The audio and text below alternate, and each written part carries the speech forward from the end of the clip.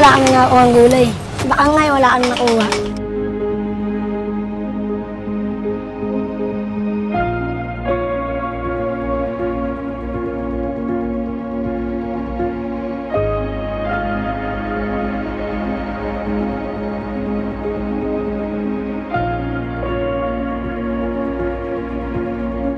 Makikita ko dito mga dumi ng ayat at yung mga iying marumi. Pero hindi naman ganun, okay lang sa akin.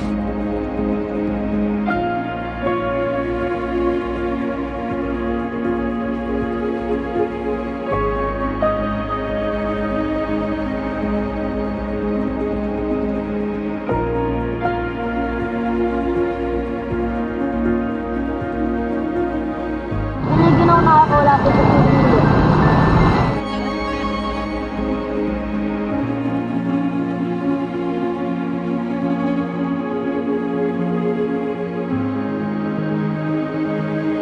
Mag-aaral nga ako, kamusta ng mga kapatid ko, mga gutom. Tama na ganito ang maghanap buhay ako ng maaga.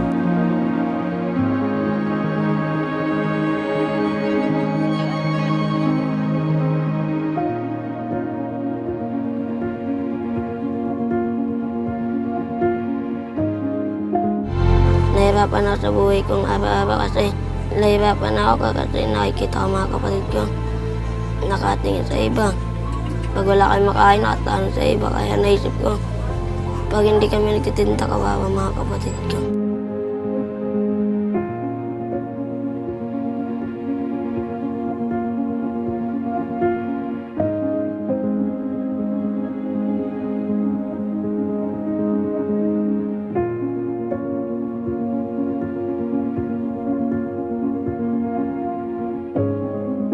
Ang hirap kasi pag sa statistics lang, nakikita mo parang numero lang eh.